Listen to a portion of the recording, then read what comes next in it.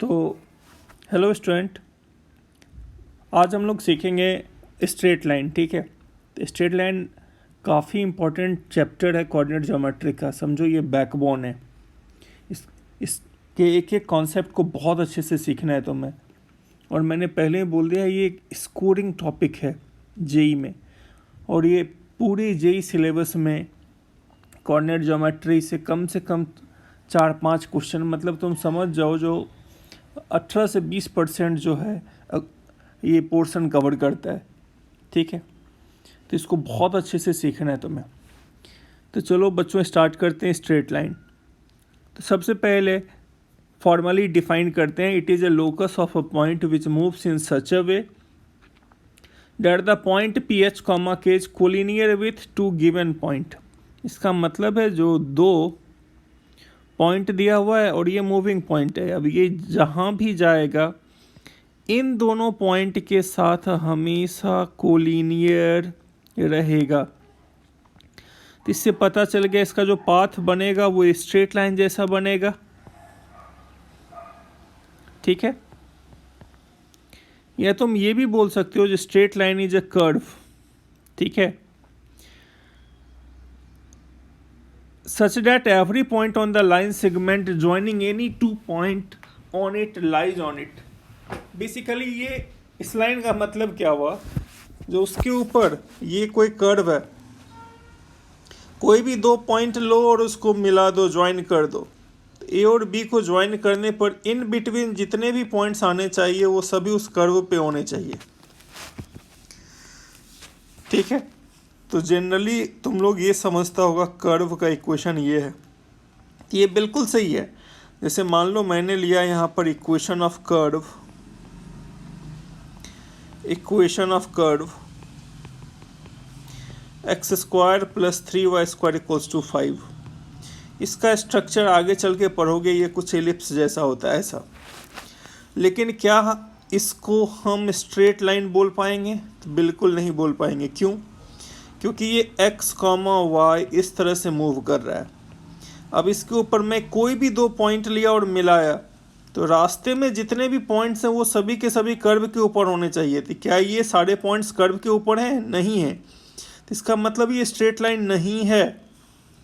वही अगर straight line अगर रहता, तो स्ट्रेट लाइन की खासियत क्या होती है, जो उसके ऊपर कोई भी दो पॉइंट लो और मैच कराओ, मिलाओ, तो ये सभी के सभी ए और बी के साथ कोलिनियर होंगे। तो this is the mathematical definition of straight line. ठीक है यहाँ तक? तो अब आओ यहाँ, क्लास 10th में तुमने पढ़ा था linear equation of two variable represents equation of straight line. तो स्ट्रेट लाइन इन शॉर्ट मैंने SL लिखा है, स्ट्रेट लाइन इक्वेशन। तो ये स्ट्रेट लाइन इक्वेशन क्या होगा? तो यू कैन से it is linear in x and y, that is only x, y and constant term।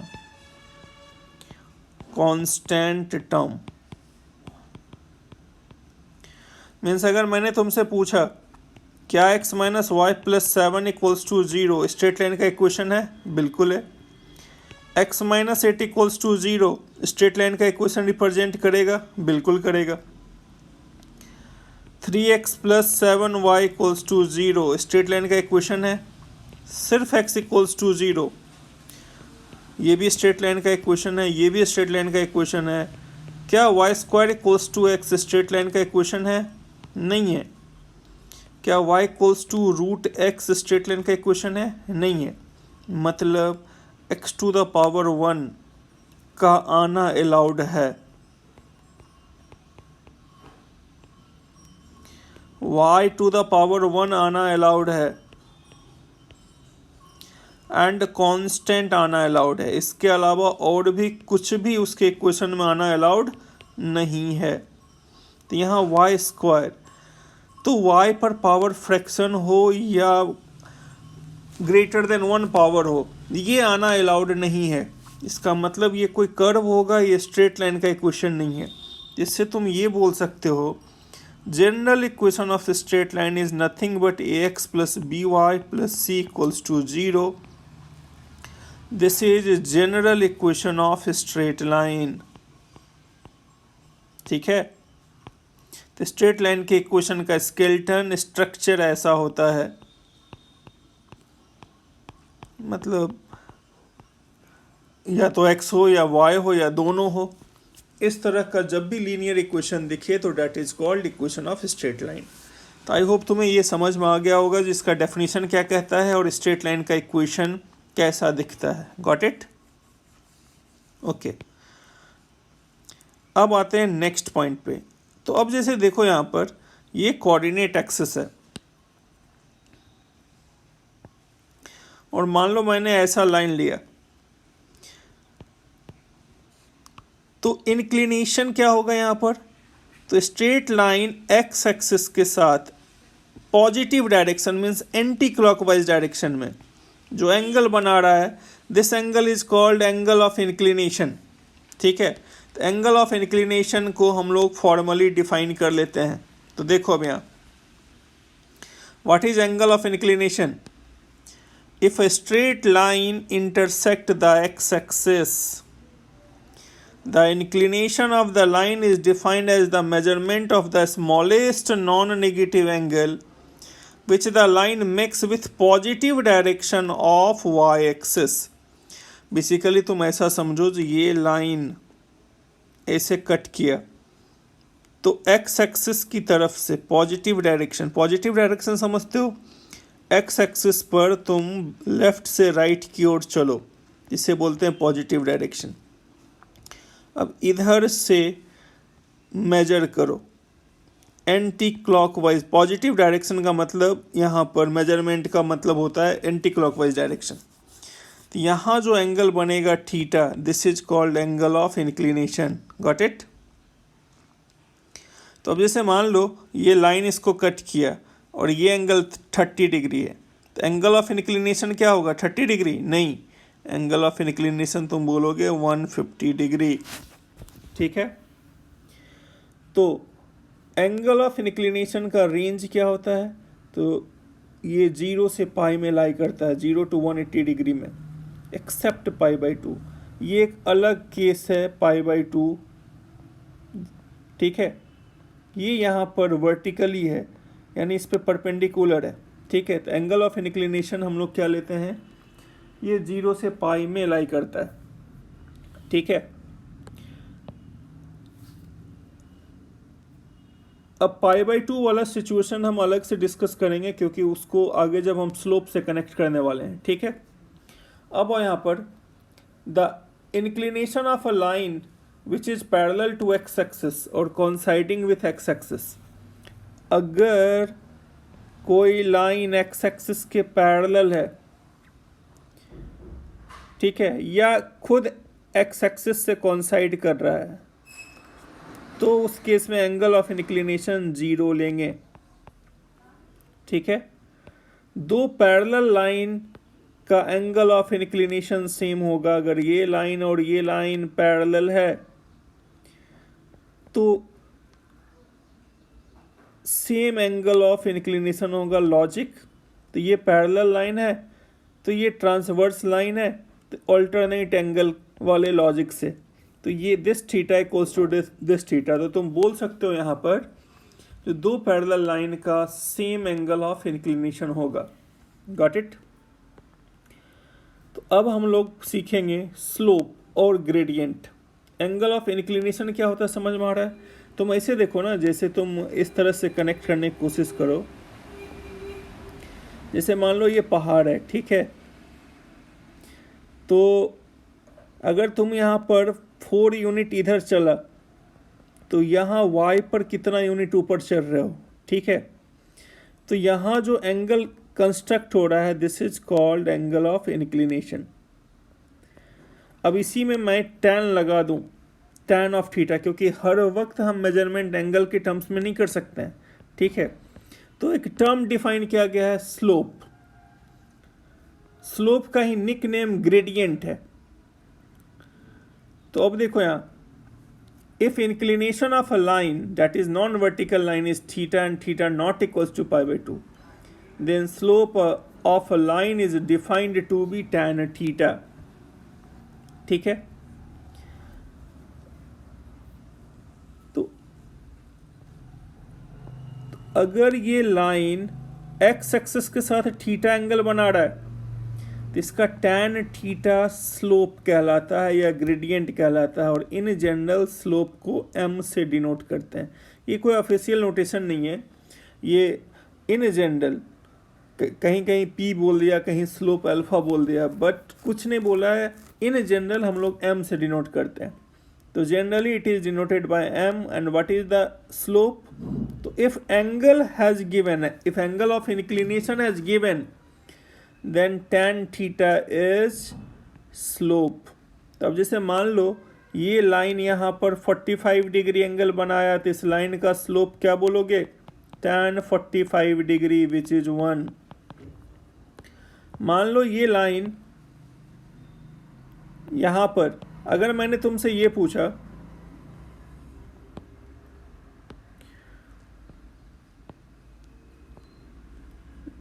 जो ये लाइन 120 डिग्री एंगल बना रहा है, इस लाइन का स्लोप क्या होगा?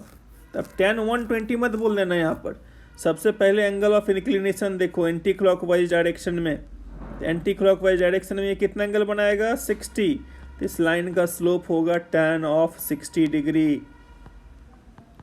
इस लाइन का स्लोप क्या बोलोगे? tan 60 which is √3. ठीक है, तो अब सवाल उठता है क्या स्लोप की वैल्यू पॉजिटिव या नेगेटिव हो सकती है? तो बिल्कुल हो सकती है. अगर लाइन इस तरह से है, इस स्ट्रक्चर का लाइन है, तो इसका स्लोप पॉजिटिव होगा. क्यों? क्योंकि इस केस में थीटा 0 से 90 डिग्री के बीच लाई करेगा. मतलब एंगल ऑफ इंक्लिनेशन अगर 0 से 90 डिग्री है, उस केस में स्लोप हमेशा पॉजिटिव होगा, क्योंकि फर्स्ट क्वाड्रेंट में tan की वैल्यू पॉजिटिव होती है. और अगर लाइन का स्ट्रक्चर इस तरह से दिख रहा है, तो ऑब्वियसली तुम खुद सोचो ना, ये हमेशा ऑब्ट्यूज एंगल बनाएगा. तो अगर एंगल ऑफ इंक्लिनेशन 90 टू 180 के बीच में है, ग्रेटर देन 90 लेस देन 180, इस सिचुएशन में स्लोप निगेटिव होगा, क्योंकि ये सेकेंड क्वाड्रेंट का एंगल है. तो tan ऑफ थीटा यहाँ पर निगेटिव वैल्यू देगा, तो स्लोप निगेटिव होगी. तो अगर मैंने तुमसे पूछा व्हाट अबाउट हॉरिजॉन्टल लाइन, मतलब if a line parallel to x axis, तो तुम्हें मालूम है इस केस में एंगल ऑफ इंक्लिनेशन 0 लेते हैं. तो इस केस में स्लोप क्या लोगे? tan 0. tan 0 मीन्स कितना? 0. तो ये सारे छोटे छोटे पॉइंट्स हैं जिसको ध्यान में रखना है तुम्हें. तो स्लोप हो गया tan 0.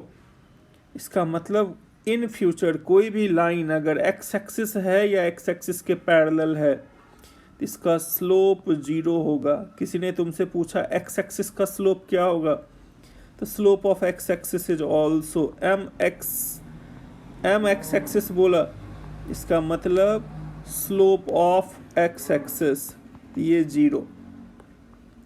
Got it? means slope of a straight line parallel to x-axis is 0. What about vertical line? तो देखो अब यहाँ ये x-axis है, ये y-axis है. ये लाइन अगर x-axis के ऊपर परपेंडिकुलर है, इसका मतलब यहाँ पर थीटा 90 डिग्री है.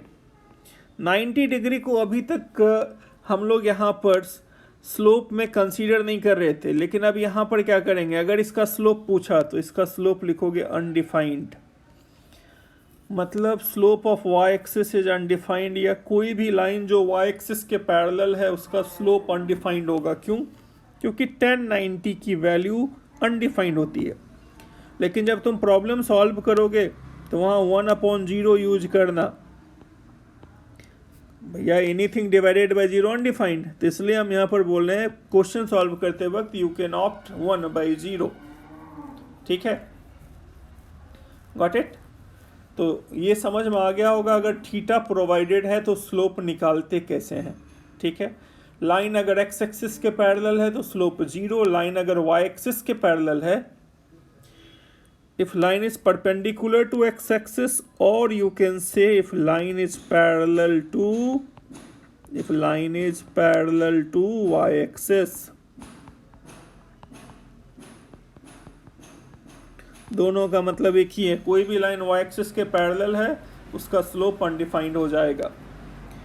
अब हम लोग सीखेंगे slope of straight line when passes through 2 points. तो देखो यहां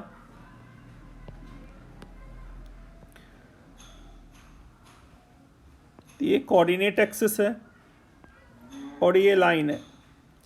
अब देखो यहां पर ये लाइन लिया मैंने ax1 y1 और ये लिया x2 y2।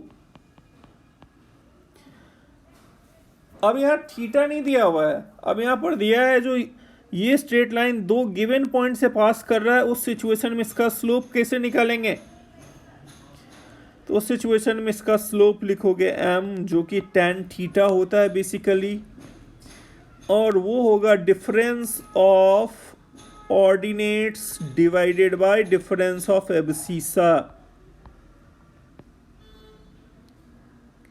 ठीक है, ऐसा होता क्यों है? तो इसके पीछे का रीजन ये है, जो मान लो ये इसने यहाँ पर थीटा एंगल बनाया, तो यहाँ से परपेंडिकुलर ड्रॉ करो तुम, दिस पॉइंट इज m, यहाँ से परपेंडिकुलर ड्रॉ करो n, और यहाँ से परपेंडिकुलर ड्रॉ करो।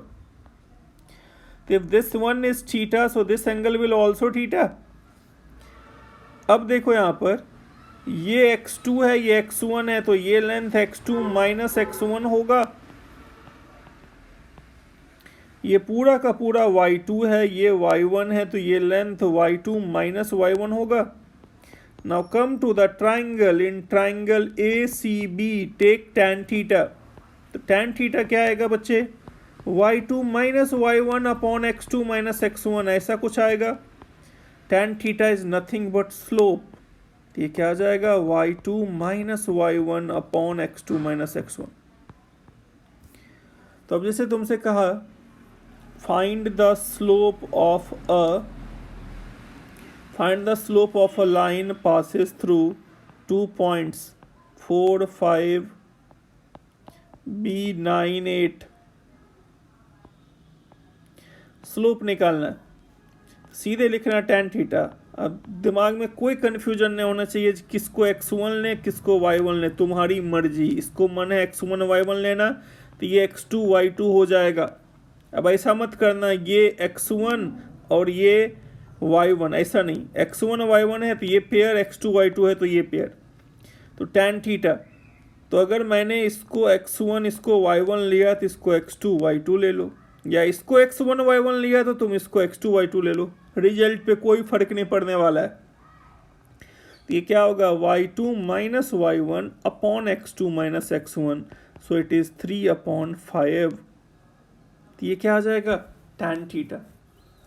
तो जब लाइन दो पॉइंट से पास कर रहा है तो उस केस में स्लोप हम इस तरह से फाइंड आउट करेंगे। Got it? यहाँ तक आई होप तुम्हें समझ में आ गया होगा। ठीक है, ओके। अब मान लो अगर जनरल इक्वेशन प्रोवाइडेड है, ठीक है, तो इसका स्लोप कैसे निकालोगे? अभी तक क्या था तुम्हारे पास? एंगल दे दिया तो सीधा tan थीटा लिख दिए।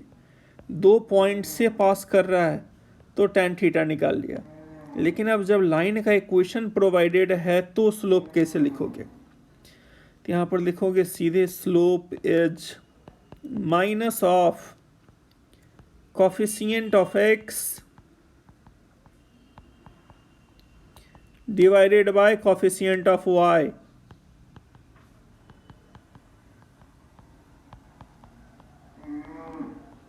ठीक है, इसके पीछे का रीजन क्या है वो देखो। क्लास 10th में लीनियर इक्वेशन ऑफ 2 वेरिएबल, इसका ग्राफ प्लॉट करना सीखा था तुमने। एक बार क्या करते थे, पुट x0 लिया तो y की वैल्यू, एक बार y0 ले लो तो x की वैल्यू। अगर मैंने इसको प्लॉट करने की कोशिश करा। तो अभी तो यहाँ जनरल टर्म है, तभी मुझे नहीं पता जी ये पॉइंट किधर है, तो इसे मान लो मैंने ऐसे ड्रॉ कर लिया, तो ये ए लिया और ये बी लिया। तो ऑन वाई एक्सिस तुम्हें मालूम है वाई एक्सिस के ऊपर एक्स का कोऑर्डिनेट 0 होता है, तो on y axis x is 0, तो x is 0, so this is minus c by b, और बी कितना आएगा minus c by a comma 0। तो ये सिंपली क्या दिख रहा है, this is a straight line passes through 2 points, so take this as x1 y1, this as x2 y2, apply tan theta, the tan theta is y1 minus y2 upon या y2 minus y1, तुम्हारी मर्जी, ठीक है। तो y2 minus y1 upon x2 minus x1, simplify this, you will get minus a upon b। अब इस line में a क्या है, कोफिशिएंट ऑफ x, तो we can say slope m equals to tan theta, tan theta is minus of coefficient of x divided by coefficient of y।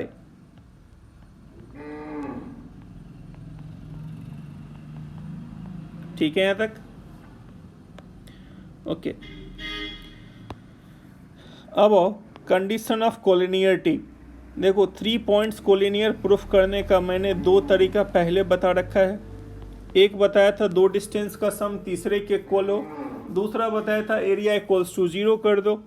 अब एक और तरीका है, by the help of slope, if you have given 3 points and you have to prove these 3 points are collinear, तो if slope of line segment AB equals to slope of line segment BC equals to slope of line segment AC, अगर इन तीनों का line segment का slope equal आ गया, यानी एक बार AB में slope का रिलेशन यूज करो y2 minus y1 upon x2 minus x1, एक बार BC में यूज करो और एक बार AC में यूज करो, देखो अगर ये इक्वल है तो इसका मतलब ये पक्का कोलिनियर है। इसी इंफॉर्मेशन को मैंने यहाँ पर लैंग्वेज में लिख दिया है, ठीक है। तो पहला फर्स्ट नोट देखो यहाँ पर, if 3 points A B C are collinear then slope of A B equals to slope of B C equal to slope of A C. तो प्रैक्टिस के लिए तुम इसको चेक कर सकते हो, ठीक है। तो अब जैसे मान लो यहाँ पर ये दिया हुआ है, तो मैं स्लोप ऑफ पहला देखता हूँ, स्लोप ऑफ ए बी निकाला, तो ये क्या आ जाएगा y2 minus y1 upon x2 minus x1, तो ये क्या आ जाएगा, ये आ जाएगा 4 अपॉन 1, ठीक है। Slope of B c calculate करो, तो ये क्या होगा 28 माइनस 12 बाई 9 माइनस 5, तो ये क्या आ जाएगा यहाँ पर 16 अपॉन 4, सिंप्लीफाई करो 4 आ जाएगा। स्लोप ऑफ AC निकालो, AC क्या आ जाएगा, तो 28 माइनस 8 अपॉन 9 माइनस 4, 20 अपॉन 5 क्या आ जाएगा 4। इसका मतलब स्लोप इक्वल है, इससे भी बोल सकते हो ये कोलिनियर है। तो ये दोनों ट्राई कर लेना खुद से, डू योर सेल्फ, चेक कर लेना कोलिनियर है या नहीं, ठीक है। अब ये कुछ क्वेश्चंस हैं, इनका क्विकली ओरली आंसर करो जल्दी से। क्या करा, find the slope of a line whose angle of inclination is this, तो सीधे tan का वैल्यू कैलकुलेट कर लेना, tan 60, tan 120, tan 150, tan 22.5 and all those हो जाएगा। अब तुमसे कहा what can be said regarding a line if its slope is positive, 0 and negative। तो ऑब्वियसली अगर किसी लाइन का स्लोप पॉजिटिव है तो उसका एंगल ऑफ इंक्लिनेशन एक्यूट होगा, 0 है तो इसका मतलब वो लाइन हॉरिजॉन्टल है, और नेगेटिव है तो उस लाइन का एंगल ऑफ इंक्लिनेशन ऑब्ट्यूज होगा। Got it. तो वीडियो पॉज करके इन क्वेश्चंस को अटेम्प्ट कर लेना। ठीक है। तो यहाँ पर स्लोप पूछा, निकाल लो। सेकेंड क्वेश्चन क्या कह रहा है यहाँ, तो कोऑर्डिनेट दे रखा है, तो थर्ड का सेकेंड पार्ट आंसर आया। वीडियो पॉज करके ट्राई करो। तो स्लोप क्या होगा, y2 minus y1 upon x2 minus x1। ये क्या आ जाएगा, t2 minus t1 divided by a, t2 minus t1, t2 plus t1।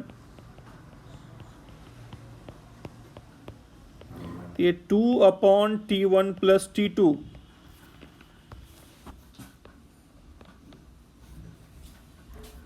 ठीक है।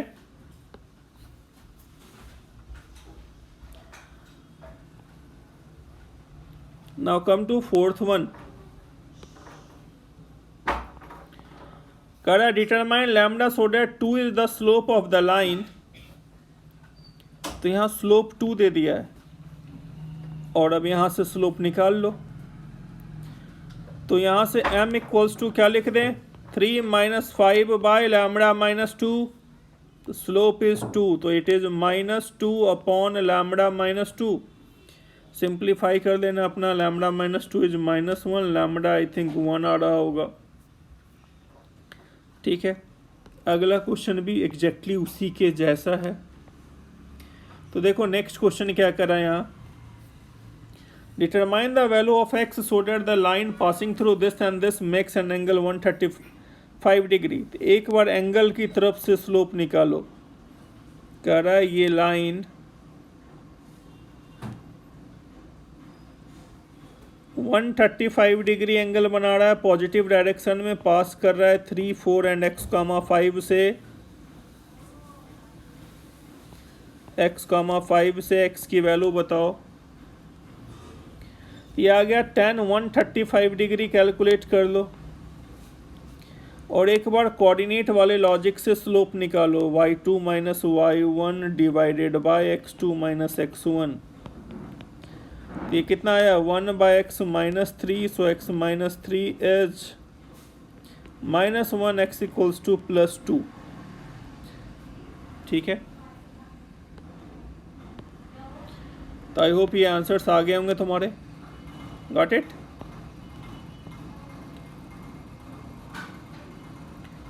अब हम लोग सीखेंगे एंगल बिटवीन टू लाइंस। ठीक है, एंगल बिटवीन। तो अब हम लोग सीखेंगे एंगल बिटवीन टू लाइंस। ठीक है। तो देखो अब यहाँ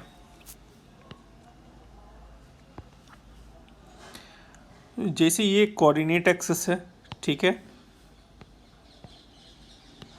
तो मैंने यहाँ से कोऑर्डिनेट एक्सिस प्लॉट किया। अब ये एक लाइन है L1, मान लो ये θ1 एंगल कंस्ट्रक्ट कर रहा है, positive direction of x axis. तो M1 क्या होगा, tan ऑफ θ1, जो ऑलरेडी हमने बता रखा है, एक्स एक्सिस के साथ पॉजिटिव डायरेक्शन में जो एंगल बनता है उसका tan θ। अब ये मान लो सेकेंड लाइन लिया मैंने L2, ठीक है। और ये पॉजिटिव डायरेक्शन में θ2 एंगल कंस्ट्रक्ट कर रहा है। सेकेंड लाइन का स्लोप क्या आएगा, tan ऑफ θ2 आएगा। अब इन दोनों लाइन का मान लो पॉइंट ऑफ इंटरसेक्शन A है, तो मुझे इनके बीच का एंगल निकालना है। Find angle between this two line. तो this is θ, so this one will also θ।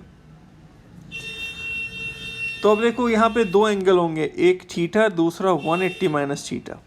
कुछ नहीं बोला है तो हम हमेशा एक्यूट एंगल की बात करेंगे, ठीक है। ओके। और अगर मल्टीपल चॉइस क्वेश्चन है और स्पेशली ऐसा कुछ नहीं बोला है जो कौन सा एंगल, तो वहाँ पर एक्यूट एंड ऑब्ट्यूज दोनों की बात करेंगे। कुछ नहीं बोला है, सिंगल चॉइस क्वेश्चन है, हम लोग एक्यूट एंगल की बात करेंगे। तो ये एंगल कैसे फाइंड आउट करेंगे, θ। तो अगर दो लाइन का स्लोप तुम्हें पता है तो tan θ का फॉर्मूला होगा mod of m1 minus m2 upon 1 plus m1 into m2। This gives you acute angle between this और अगर ऑब्ट्यूज बोला तो यहाँ tan 180 माइनस थीटा लिख देना।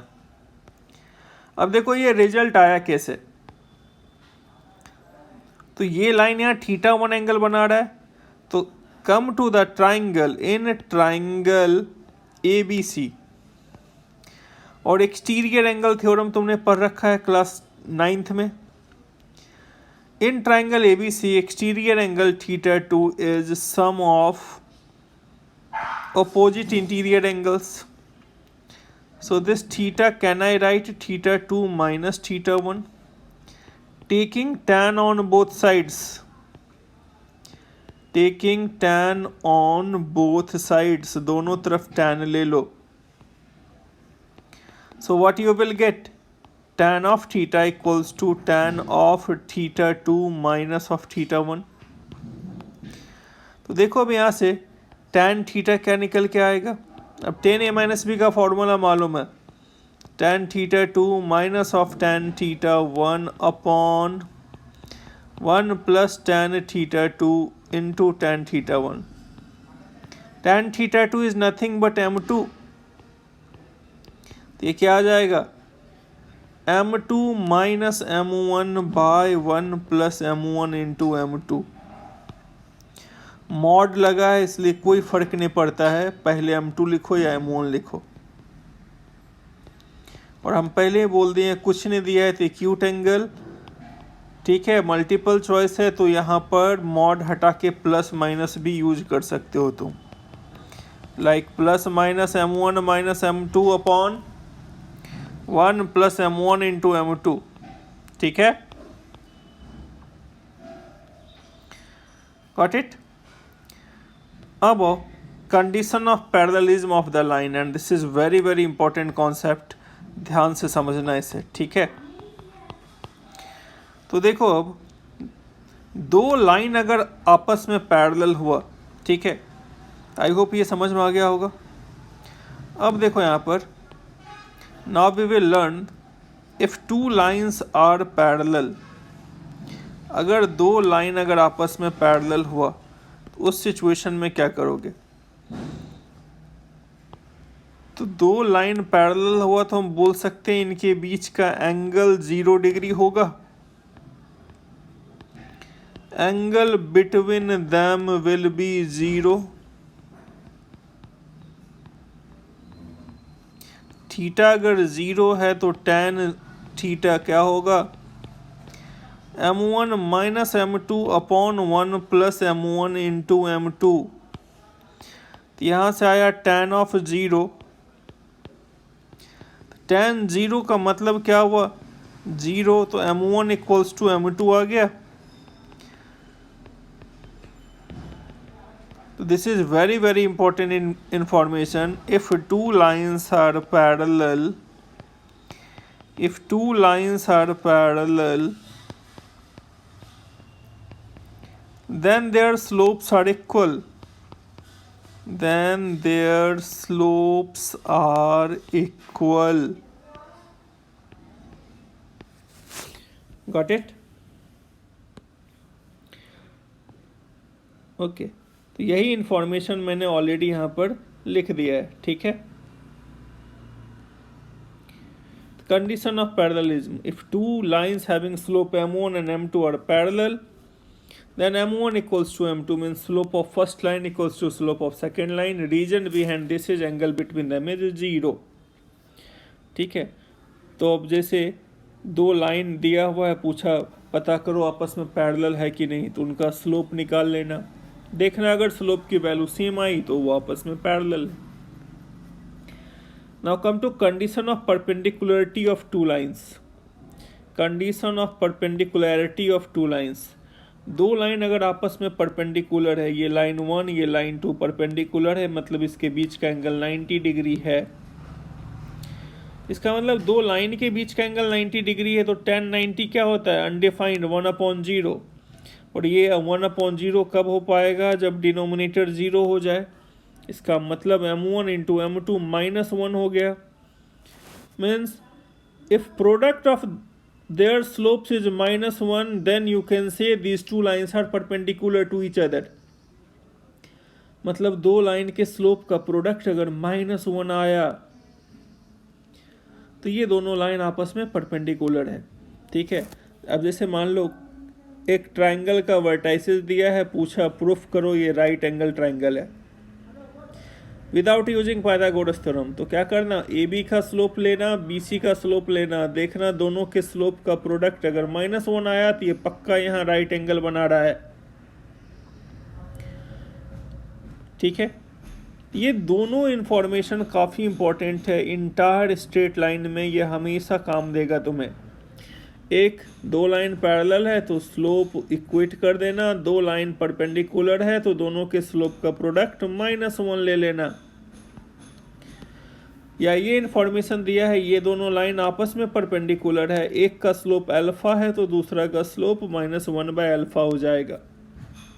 Got it. Third one, listen this result very carefully, very important result. अब मान लो एक लाइन जो है वो वर्टिकल है, तो वर्टिकल है तो इसका स्लोप अनडिफाइंड हो जाएगा। दूसरा लाइन θ1 एंगल बना रहा है, तो इन दोनों के बीच में एंगल कैसे फाइंड आउट करोगे? Find the angle between a vertical line and a non vertical line. एक पक्का 90 डिग्री बना रहा है और एक कुछ और एंगल बना रहा है, तो मुझे ये वाला एंगल कैलकुलेट करना है। वेरी सिंपल, एक 90 डिग्री है तो इन दोनों का सम 90 होगा, तो मुझे एंगल फाई चाहिए, तो फाई इज 90 माइनस θ1। tan ले लो दोनों तरफ, तो tan phi is cot θ1। In that scenario, angle between these two lines is -1/m1। इसका मतलब क्या हुआ, जो इस लाइन का स्लोप निकाल लेना, ठीक है, और उसका रेसिप्रोकल कर देना। This gives you angle between a vertical line and non vertical line. Logic समझ में आया? क्या बोल रहा है यहाँ पर, फिर से देखो। जो एक लाइन वर्टिकल है मतलब एक्स एक्सिस के साथ 90 बना रहा है, दूसरा लाइन नॉन वर्टिकल है, तो भैया ये लाइन इसको कट तो करेगा ना, कहीं जहाँ कट किया उसके बीच का एंगल निकाल लो। तो मुझे ये एंगल, मैंने अगर फाई कंसीडर किया तो tan of phi cot θ1 proof हुआ, यानी 1/tan θ1 आया, यानी इसका जो स्लोप आया उसका 1 कर देना। This gives you angle between this vertical line and this non-vertical line, ठीक है। तो एक एंगल अगर 1/m1 है तो दूसरा एंगल क्या होगा, 180 माइनस थीटा से -1/m1। तो आई होप ये समझ में आ गया होगा। फॉर मोर क्लैरिटी कुछ सॉल्व एग्जाम्पल्स देखो, और तुम लोग इनफैक्ट वीडियो पॉज करके उनको सॉल्यूशन मत देखना, उन क्वेश्चंस को ट्राई करना, ठीक है। तो अब जैसे देखो यहाँ कहा find angle between the line joining this and this, तो वेरी सिंपल क्वेश्चन, दो लाइन दिया हुआ है, इनके बीच का एंगल निकालना है थीटा। तो क्या करो, पहले लाइन ज्वाइनिंग ऑफ दिस, इसका स्लोप निकाल लो, इसका स्लोप निकाल लो, m1 एंड m2 निकाल लिया। जैसे ही m1 m2 आया तो tan थीटा बिना मॉड का प्लस माइनस यूज करो, और अगर एक्यूट एंगल बोल देता तो मॉड यूज करना, that is m1 minus m2/1 plus m1 into m2, ठीक है। ऐसे सिंगल चॉइस क्वेश्चन है, कुछ नहीं बोला है, एक्यूट ऑप्ट करते हैं, ठीक है। मल्टीपल चॉइस है तो प्लस माइनस, यानी थीटा और tan 180 माइनस थीटा दोनों सिचुएशन हम लोग देखेंगे, ठीक है। यहाँ पर तुम्हारा आंसर ये ऐसा कुछ आ गया। सेकेंड क्वेश्चन देखो, अब ए और बी दिया हुआ है, find slope of line perpendicular to a b. तो वेरी सिंपल, ए बी एक है, ये ए और बी है, ये इस लाइन पर परपेंडिकुलर है, मुझे ए बी का स्लोप पता है, इसका स्लोप चाहिए। तो तुम्हें मालूम है slope of A b into slope of this line का प्रोडक्ट -1 होगा, तो मुझे इस लाइन का स्लोप चाहिए। तो इस लाइन का स्लोप तुम क्या लिखोगे यहाँ पर, -1 by slope of first line, तो आंसर 1/2, ठीक है। Third one is very simple question. अब आओ यहाँ पर, find the value of y for which this one and this one are parallel.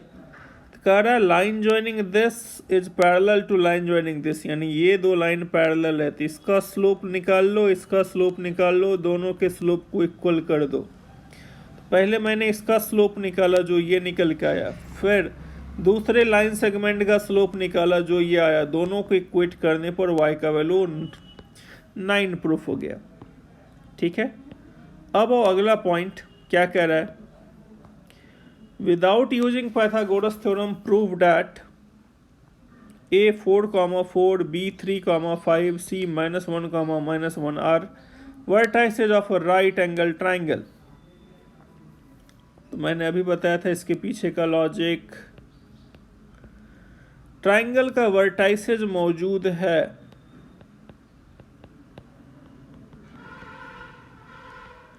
Slope of A B निकालो, स्लोप ऑफ बी सी निकालो, slope of सी ए निकालो। देखो किस दो स्लोप का प्रोडक्ट -1 आ रहा है, वहां पर 90 डिग्री जमा देना। ठीक है। तो यहाँ पर ए बी और ए सी का आ रहा है, तो यानी angle c a b 90 degree होगा। Angle c a b, a वाला एंगल 90 डिग्री कंस्ट्रक्ट होगा। तो स्लोप के हेल्प से इस तरह से हम राइट एंगल प्रूफ करेंगे। अब क्या कर रहा है, angle between two lines is π/4। अच्छा, दो लाइन के बीच का एंगल मुझे प्रोवाइड कर दिया π/4। ठीक है। और एक लाइन का स्लोप दे दिया है, फाइंड m2, और दूसरे लाइन का स्लोप निकालना है। Very simple question, tan theta equals to क्या यूज करेंगे, या तो प्लस माइनस, नहीं तो mod of m1 - m2 / 1 + m1 × m2। तो थीटा की जगह 45 यूज कर दो। m1 is half minus of m2 divided by 1 + m1 is half into m2। Simplify this, tan 45 is 1, it will be 1 - 2m2 divided by 2 plus of m2। Mod हटेगा तो यहां से plus minus आएगा,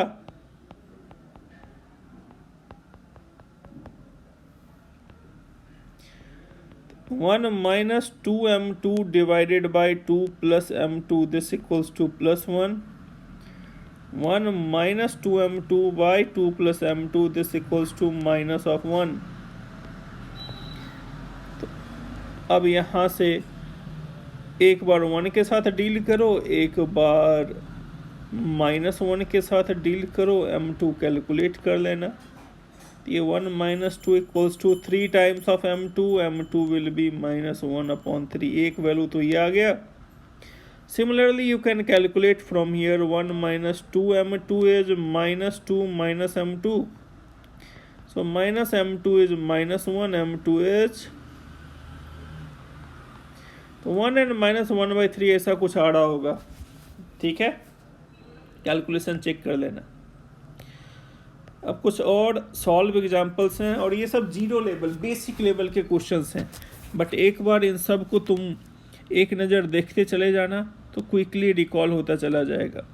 ये कुछ सॉल्व एग्जांपल्स हैं, तो करना क्या, तुम लोग क्वेश्चन देख के उसको अटेम्प्ट करना। ठीक है, और देखना आंसर मैच हो रहा है कि नहीं।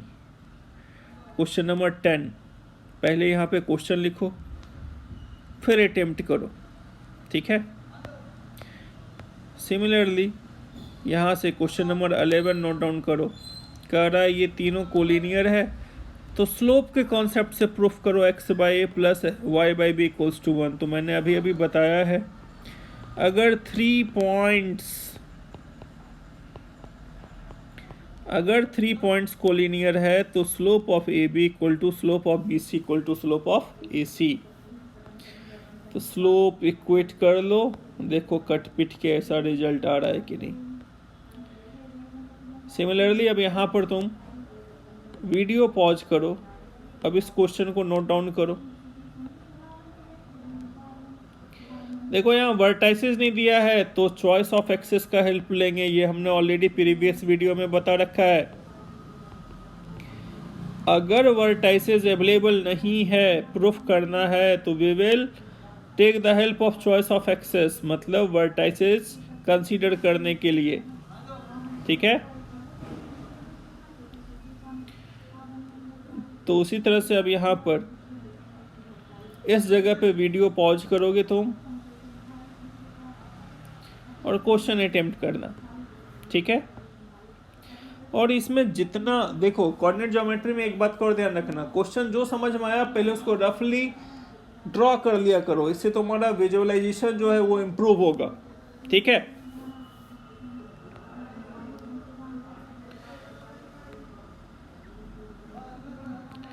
सिमिलरली क्वेश्चन नंबर 14, अब इसको भी प्रूफ करो मैथमेटिकली। ठीक है, वीडियो पॉज करके अटेम्प्ट करना। जो a triangle has one of angle 30 degree can not have all vertices with integral coordinates. Okay, अब देखो यहाँ पर 15 एग्जाम्पल क्या कर रहा है, जो ये एक ट्राइंगल है और इस ट्राइंगल का वर्टाइसेस दिया हुआ है, like x1 tan theta 1, x2 tan theta 2, x3 tan theta 3। अब सरकम सेंटर ऑरिजिन से कॉन्साइड कर रहा है, तो सरकम सेंटर इसका ऑरिजिन दिया हुआ है, ओ से ए का डिस्टेंस, ओ से बी का डिस्टेंस, ओ से सी का डिस्टेंस इक्वल होगा, जो कि रेडियस के इक्वल है, डेट इज सरकम रेडियस। इनको इक्वेट करो आर से, स्क्वायरिंग कर दो। ऐसा करने से रिलेशन क्या निकल के आया, जो x1 sec square theta is r square, तो जरूरत पड़ने पर x1 को आर कॉस थीटा 1, x2 ये आया, x3 ये आया, x1 x2 x3 ये आ गया, तो वर्टाइसेस निकल आया आर के रिस्पेक्ट में। तो मुझे सरकम सेंटर पता है, तो अब मैं सेंट्रॉइड निकाल सकता हूं। ठीक है, circumcentre, centroid and orthocentre. ठीक है, तो तुम्हें ये हमने बताया था, जो centroid divides line joining of orthocentre and circumcentre in the ratio 2:1। तो सेंट्रॉइड कैलकुलेट कर लो। जैसे सेंट्रॉइड कैलकुलेट कर लिया, तो यहाँ पर 2:1 का लॉजिक लगाओ, नहीं तो ये लगा दो, ये किसी भी ट्राइंगल में ये तीनों कोलिनियर होता है, याद है ना, O girls high logic, circumcentre, centroid and orthocentre are collinear. अगर ये सरकम सेंटर पता है, सेंट्रॉइड तुम निकाल चुके हो, तो ये तीनों कोलिनियर होगा, तो slope of O H equals to slope of O G. Simplify करो मैथमेटिकली, ये प्रूफ हो गया। ठीक है, तो अब ये कुछ क्वेश्चंस होमवर्क है, इसको बना के तुम लोग ग्रुप पे मुझे भेजोगे। ठीक है, और ये कुछ सिंपल क्वेश्चन है, ये सब जल्दी से बनाओगे ताकि तुम्हारा कॉन्सेप्ट इनहेंस हो। और मैं कोऑर्डिनेट ज्योमेट्री में एकदम जीरो से एक्सट्रीम लेवल तक के हर क्वेश्चन बैंक तुम्हें प्रोवाइड करूँगा, ताकि इसमें तुम्हारा मास्टरी हो जाए। एक भी क्वेश्चन जेई का तुम नहीं छोड़ोगे, जब भी जेई एग्ज़ाम दोगे तुम, एक भी क्वेश्चन तुमसे नहीं छूटेगा। बट अब यहाँ ये मत देखो जो क्वेश्चन कैसा है, क्वेश्चन जीरो से धीरे धीरे अपना लेवल इम्प्रूव करते जाओगे टॉप तक। ठीक है बच्चे, और ये सब फंडामेंटल क्वेश्चंस हैं, तो एकदम ओरली और जल्दी से। और जैसे ये 21 क्वेश्चन है, तो तुम चाहो तो इसको एक क्वेश्चन 1.5 मिनट का टाइम लो, 40-45 मिनट में उड़ा डालो सबको। ठीक है, तो ये वीडियो पॉज करके इन क्वेश्चंस को अटेम्प्ट करना और इसके सॉल्यूशंस भेज देना मुझे। ठीक है, अब आओ यहाँ पे intercept. Now come to next concept, now I am talking about intercept. तो ये इंटरसेप्ट होता क्या है? ये देखो, ये ओरिजिन है, ये एक्स एक्सिस है, ये वाई एक्सिस है और ये एक लाइन है। ये लाइन एक्स एक्सिस को जहाँ कट किया तो इसका कोई तो पॉइंट होगा। मान लो ये a,0 है, तो point of intersection of line with x axis, उस पॉइंट का एक्स कोऑर्डिनेट एक्स इंटरसेप्ट कहलाता है। ये लाइन वाई एक्सिस को यहां कट किया, ठीक है, तो लाइन वाई एक्सिस को जहां कट किया उसका वाई कोऑर्डिनेट वाई इंटरसेप्ट कहलाता है। Got it? तो what is x intercept and what is Y intercept? Clear है यहां तक? ओके अब देखो,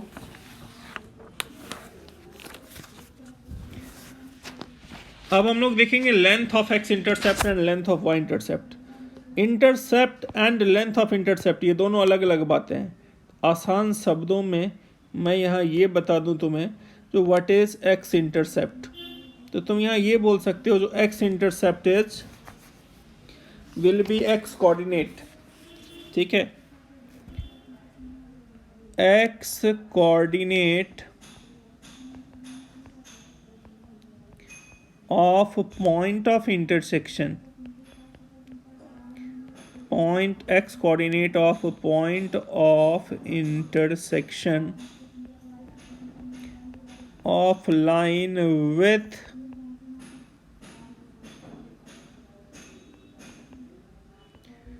x axis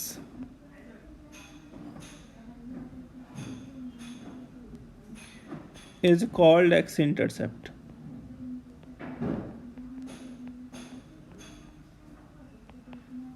ठीक है। सिमिलरली वाई इंटरसेप्ट की अगर हम बात करें तो लाइन वाई एक्सिस को जहां कट किया है ना, तो अब जैसे देखो यहां पर ये पॉइंट मान लो -5,0 लिया, ये मैंने 0,4 लिया। बताओ तुम एक्स इंटरसेप्ट क्या होगा?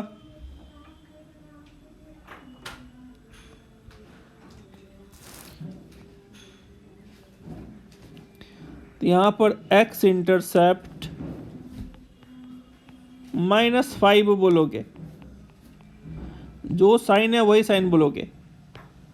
वाई इंटरसेप्ट, तो वाई इंटरसेप्ट 4 बोलोगे। X intercept is -5, y intercept is 4।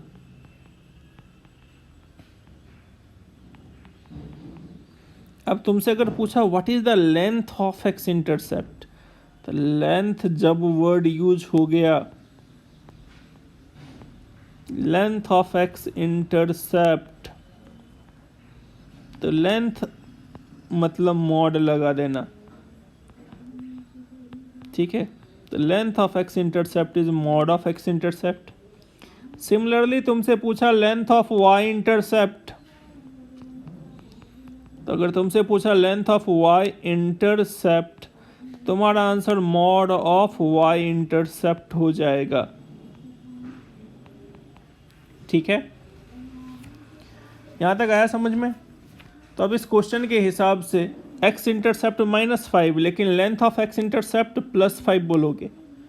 यहां पर y intercept 4, length of y intercept also 4। Take another example. अगर मैंने यहाँ पर तुमको इस तरह का डायग्राम ड्रॉ किया और मैंने तुमसे पूछा बताओ ये -5,0 है, ये 0,-6 है, what is x intercept? Your answer should be -5। What is Y intercept? Your answer should be -6। What is length of x intercept? Your answer is +5। What is length of y-intercept? Your answer will be +6. Got it? Okay. अब अगर तुमसे ये पूछा if a line parallel to x-axis, अगर कोई line x-axis के parallel है, उस सिचुएशन में तुम्हारा आंसर क्या होगा? तो सिचुएशन में एक्स इंटरसेप्ट तुम्हारा इनफाइनाइट हो जाएगा, ठीक है, क्योंकि ये एक्स एक्सिस को इनफाइनाइट पे कहीं मीट कर रहा होगा. If a line parallel to x axis in this situation x intercept is infinite. Y intercept तुम्हें पता रहेगा जहाँ पे कट कर रहा है ये वाला पॉइंट. तो अगर लाइन एक्स एक्सिस के पैरेलल है तो एक्स इंटरसेप्ट इनफाइनाइट. लाइन अगर वाई एक्सिस के पैरेलल है तो वाई इंटरसेप्ट विल बी, ठीक है. तो if a line is parallel to y axis y intercept is infinite. Infinite मतलब तुम यहाँ पर बोल सकते हो सिंपली, जो इनफाइनाइट जो है वो कोई एक सिंबल होता है, ठीक है, तो उसका कोई खास मीनिंग नहीं होता है. अगर तुम वहाँ नॉट डिफाइंड भी बोलो तब भी कोई दिक्कत नहीं है, ठीक है. तो इस पर्टिकुलर सिचुएशन में इस बात का ध्यान रखना, अगर लाइन एक्स एक्सिस के पैरेलल हुआ तो वाई इंटरसेप्ट तो आएगा, एक्स इंटरसेप्ट पता नहीं. लाइन वाई एक्सिस के पैरेलल आया, ठीक है, तो एक्स इंटरसेप्ट तो दिखेगा बट वाई इंटरसेप्ट जो है वो इनफाइनाइट बोल देना या सिंपली बोल देना पता नहीं, ठीक है, नहीं बता सकते हैं. तो सिचुएशन में लेंथ पूछा तो length obviously does not exist. Got it. अब और कुछ इंपॉर्टेंट कॉन्सेप्ट, ये पॉइंट्स तुम्हें मेमोराइज करना है, रटना है तुम्हें. ये पॉइंट्स तुम्हें मेमोराइज करना है, काफ़ी इंपॉर्टेंट है ये. पहला, line having equal intercept. Equal intercept का मतलब if x intercept equals to y intercept.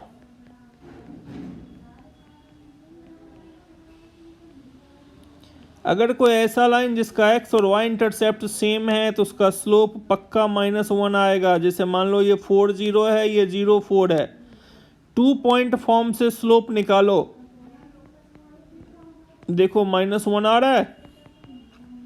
तो चाहे लाइन जिधर से भी हो, इधर हो या लाइन इधर हो, जिधर भी हो, अगर उसका इंटरसेप्ट एक्स इंटरसेप्ट और वाई इंटरसेप्ट सेम है, मैं लेंथ की बात नहीं कर रहा हूँ, मैं बात कर रहा हूँ इंटरसेप्ट की. अगर एक्स इंटरसेप्ट और वाई इंटरसेप्ट सेम है, उस सिचुएशन में उस लाइन का स्लोप -1 लोगे. तो I think first point clear हो गया. कर a line having intercept equal in magnitude but opposite in sign. Equal in magnitude but opposite in sign, इसका मतलब क्या हुआ? मैग्नीट्यूड वाइज इक्वल है, यानी एक अगर 4 है तो दूसरा -4 ले लो. इसको बोलते हैं equal in magnitude opposite in sign. यानी एक्स इंटरसेप्ट प्लस ए है तो वाई इंटरसेप्ट -a है. ऐसे लाइन का स्लोप हमेशा +1 आएगा. Got it. तो सेकेंड पॉइंट समझ में आ गया तुम्हें. Line having intercept equal in magnitude but opposite in sign. अब line equally inclined with coordinate axes. ये सब क्या होगा, कभी कभार इस तरह का स्टेटमेंट देगा, the line is equally inclined with coordinate access. तो तुम्हारे पास हिडन इंफॉर्मेशन क्या है, वहाँ पर उस लाइन का स्लोप +-1 लेना है, ठीक है. तो अब जैसे देखो यहाँ पर equally inclined to the axes, ठीक है. तो मैं एक्स एक्सिस की तरफ से जो एंगल बनाया पॉजिटिव डायरेक्शन में, वाई एक्सिस की तरफ से जो एंगल बनाया वो इक्वल है. Equally inclined with the coordinate axis कहा तो तुम खुद देखो, एक एंगल 45 तो दूसरा 135 बनेगा.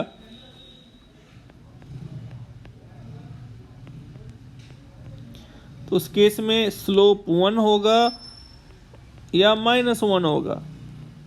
तो यहाँ पर हमेशा 2 पॉसिबिलिटीज़ लेना है, एक +1 और दूसरा -1. दोनों केस कंसीडर करके आगे बढ़ोगे. और इसके पीछे का रीजन क्या है वो देखो, इक्वली इंक्लाइंड है तो ये थीटा लिया, तो इसका मतलब ये राइट एंगल आइसोसेलेस बना, तो स्लोप के अकॉर्डिंग जो एंटी क्लॉकवाइज डायरेक्शन में एंगल बनेगा वो एक 45 बनेगा, दूसरा 135 बनेगा। तो यहाँ पर हम स्लोप ±1 ले लेंगे। Got it? Now come to next point, line cutting off equal non zero distance from origin. इसका मतलब क्या हुआ? मान लो ऑरिजिन से ये 5,0 पे इधर कट कर रहा है, तो line cutting equal non zero distance from origin, ठीक है। तो इधर -5,0 कट कर रहा है, इधर मैंने 0,5 लिया, इधर क्या हो जाएगा 0,-5। तो इस लाइन का स्लोप कैलकुलेट करो और इस लाइन का स्लोप कैलकुलेट करो। तो स्लोप कितना आया 1। इधर से अगर कंसीडर करो इस साइड से, स्लोप कितना आएगा -1।